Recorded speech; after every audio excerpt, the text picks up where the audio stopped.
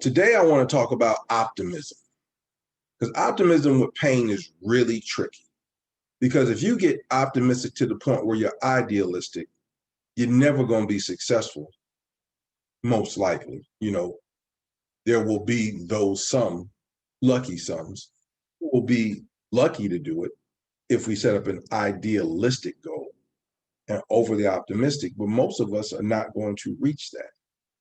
So there's a difference between being idealistic or overly optimistic and hopeful. Hopeful is just saying, I'm looking for and believing that there could be a way.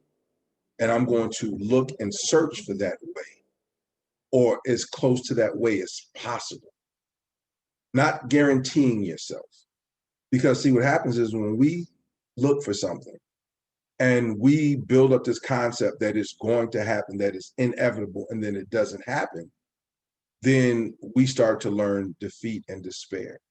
And when that happens too many times we learn hopelessness and helplessness. And we start believing no matter what we do or how we do it, we will never be able to get to where we want to go. And when you're in pain, that is one of the worst positions that you can be in, where you believe that there is no other place that you can go. But if you just throw away the idea of hope or optimism on some level, it does the same thing, because we don't look for things that we don't think exist. We don't search for things that we don't think that we'll ever find. And if you're in pain and the thing that you don't think you can ever find that will ever exist is a solution or even a partial solution to your problem, that's going to build hopelessness. That's going to build helplessness. So what we need to do is we need to find that fine line and understanding. For those who don't know, or maybe not seen another video, I was in chronic pain for like about 5.5 years. I had surgeries over that 5.5 years. I was in a car accident. My back was messed up. I was on muscle relaxers and painkillers. And even then, it would only take the edge off.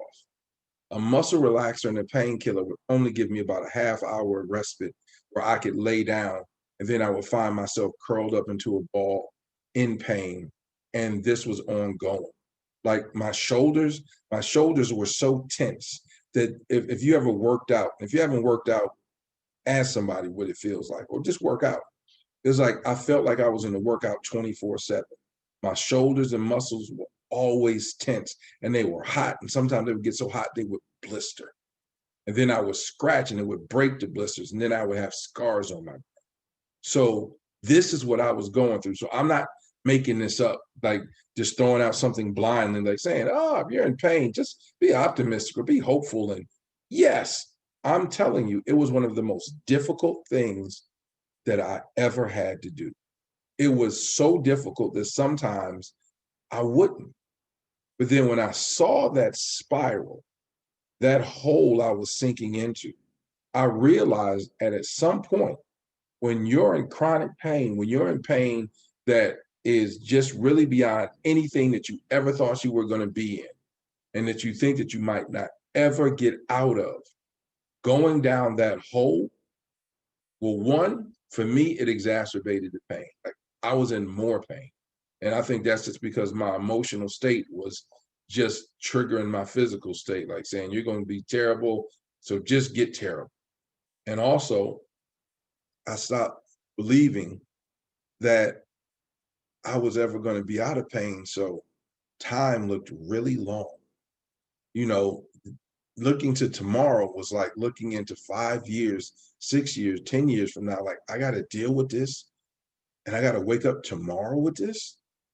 And no, and literally I got to points where I went from praying to get through the pain to just making peace with Lord. Like if I don't wake up in the morning, I'm good because I'm in too much pain.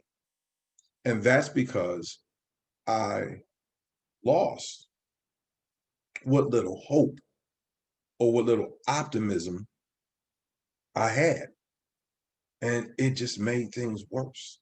So you don't want to lie to yourself.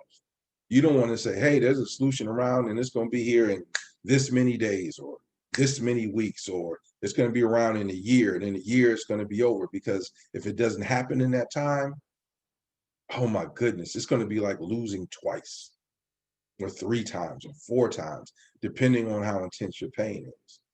But if you continually say, you know what, whatever is out there that is possible, I'm going to believe that I can run into it. I'm going to believe that even if it's not on a perfect level where everything goes away, it could be on a level that will reduce the pain enough where I will be able to at least function during it.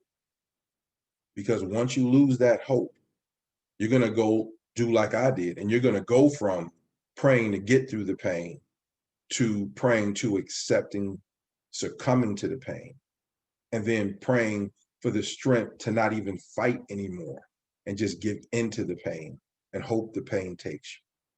So no matter how small that hope is, no matter how minuscule you think it is, no matter whether it's that 1 in a million chance, if there's 1 in a million, go for that one, because that will at least motivate you to fight and keep moving and not to give in. Because I've seen people give in. I've seen people who quit. I've seen people who lay around and just expect to die and don't do anything. They're not talking about killing themselves, but they're just talking about not living and hoping to quickly fade away. And it is a terrible, slow death. Don't do it. Don't be idealistic. Don't be overly optimistic, creating these false ideals and false dreams, and don't be so hopeful that you say it is a guarantee.